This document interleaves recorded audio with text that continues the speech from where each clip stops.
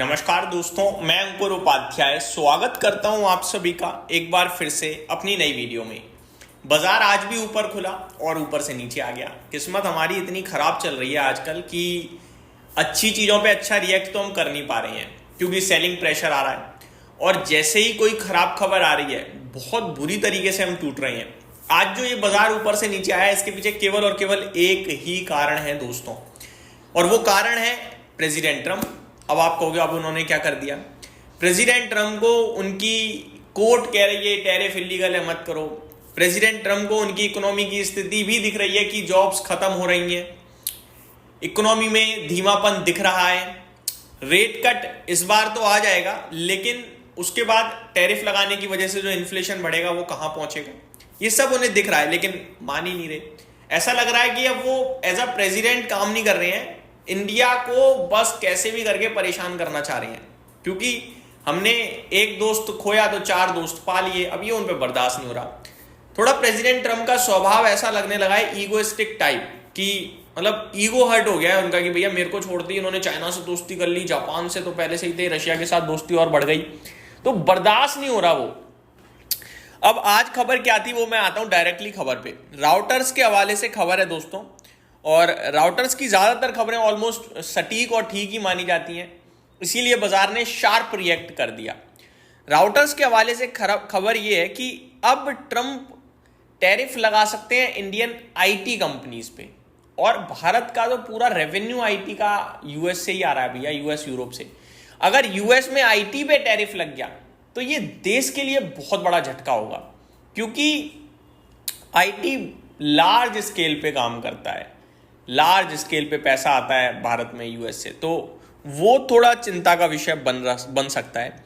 इसी की वजह से हुआ क्या, आप एक तरफ आईटी इंडेक्स का चार्ट रखना आज और एक तरफ निफ्टी का, आपको दिखेगा आईटी में जो शार्प डिक्लाइन था उसने निफ्टी तोड़ दिया, अदरवाइज आज निफ्टी ठीक रहता।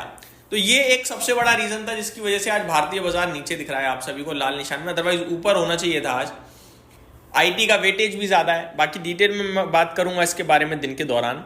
तो ये एक कारण था। दूसरी तरफ अगर आप देखो तो एफएमसीजी इंडेक्स 1.5% नीचे है, पूरा जीएसटी कंजम्पशन पे था और आज कंजम्पशन ही तोड़ दिया। लो कर लो, क्या करोगे, समझ रहे हो आप। यानी कि जहां आप और हम सोचेंगे अच्छा हो रहा है वहीं पीट दिया जाएगा।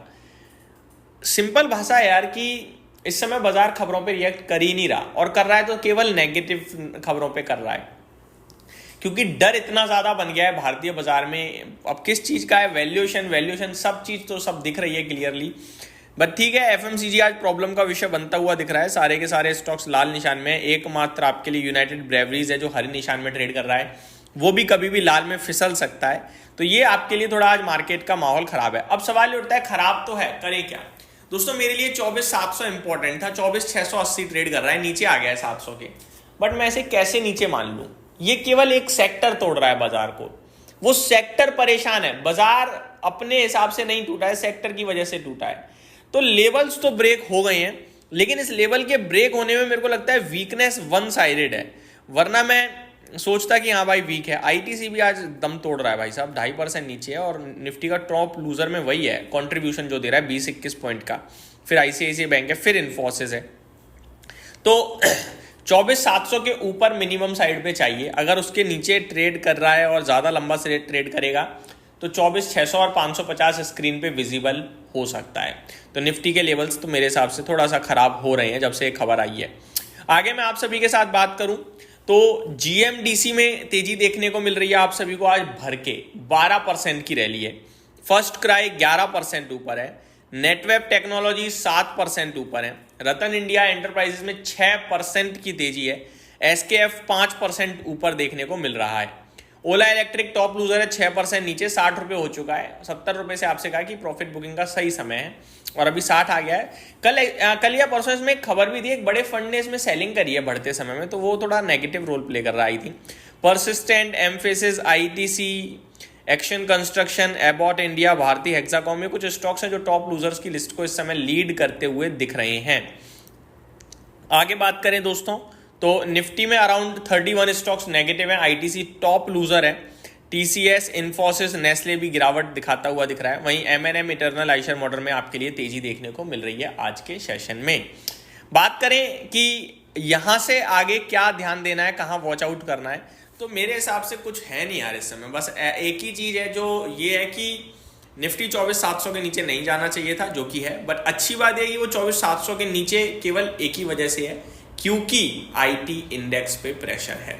एफएमसीजी का उतना इंपॉर्टेंट रोल नहीं है। आईटीसी हाँ डेफिनेटली प्रॉब्लम क्रिएट कर रहा है, क्योंकि आईटीसी भैया हाथी है, चलने में भी उसे बड़ा समय लगता है, गिरने में भी। लेकिन अब अचानक 2.5% गिर जाएगा तो वो तो नेगेटिव होगा ही होगा। ओवरऑल बाजार में नेगेटिविटी दिख रही है, केवल सेलिंग की वजह से है, सेंटीमेंट्स की वजह से है, वरना फंडामेंटल तो अच्छे ही दिख रहे हैं। फंडामेंटल में एक वैल्यूएशन है जो लगेगा कि एज कंपेयर टू ग्लोबल हम थोड़े महंगे हैं, बट हमारी ग्रोथ भी है। आप ये बात समझो। बस यही मैं समाप्त करता हूँ ये वीडियो को। तेजी की तरफ हमें बैठना है क्या? 24,700 के ऊपर रहेंगे तो 24,850 तक की जर्नी तय करेंगे, 24,700 के नीचे रहेंगे तो 24,550 तक की जर्नी तय करेंगे। बाजार बिल्कुल बीच में है, कंफ्यूज कर रहा है और हम कंफ्यूज हो रहे हैं, तो हमें दूर रहना चाहिए इस समय। ट्रेडर्स के लिए, इन्वेस्टर्स को मौका ही मौका लगना चाहिए, ये simple. Thank you so much for watching this video. Have a great day guys.